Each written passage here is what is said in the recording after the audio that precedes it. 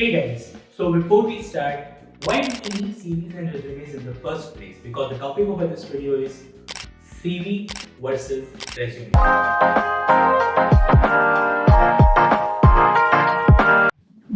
Whenever we meet any stranger in person, we try to introduce ourselves to each other in an array of different manners.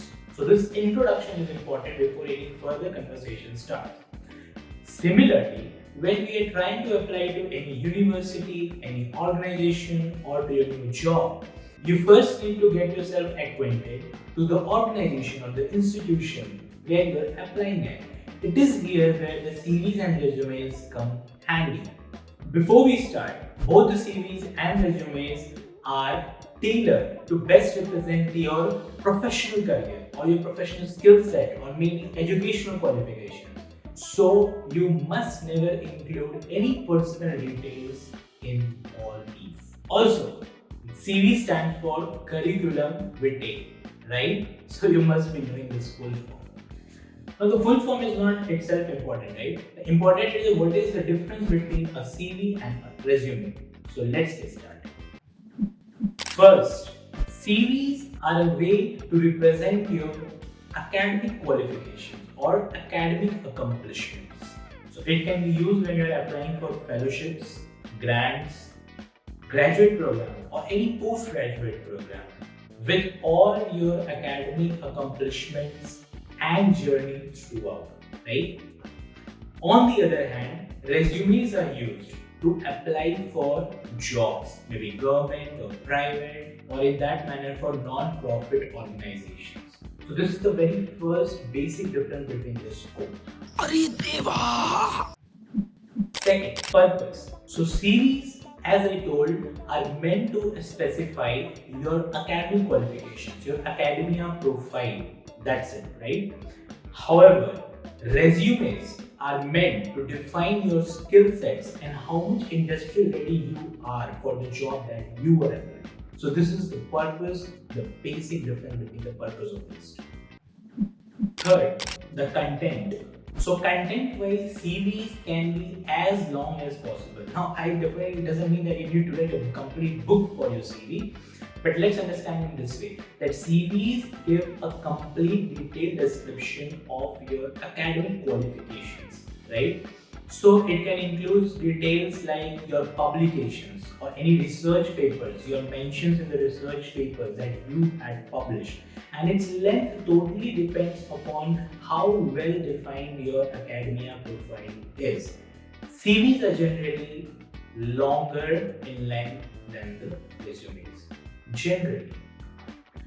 On the contrary, resumes needs to be very precise as possible, crisp and clear. Just the skill sets for the job or the position for which you are applying. Last, in CVs, you start by mentioning your detailed academic qualifications, followed by merit reviews or special mention in any of the academia profile or fellowship positions or anything that you had in the past. In such a manner, you can also use it to highlight your sabbaticals, if any, right? So this is the purpose of CV. On the contrary, it must be understood that there is a catch over here. That in resumes, it is not so that you are advised not to mention your educational qualification. In fact, when you are a fresher applying freshly in the job, corporate job, right, or maybe government job as well, you are advised to mention your educational qualification because that is the only thing which you can exhibit as a skill or something where you well perform, right? Your education. In fact, as a fresher, you are advised to mention your grades also if they are excellent. However, when you have some relevant years of experience, let's say more than a couple of years, 4 or 5 years, then one thing you should keep in mind is that in resume, you should start by mentioning your work experience from present to the first, followed by the educational details.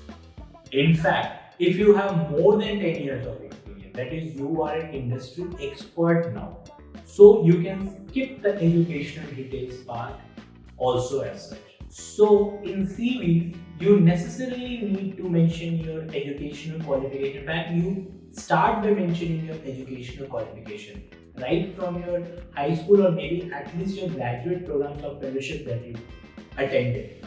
But in resumes, the thing is that you need to exhibit your skill set. So education becomes a second priority over here, or can be dropped also.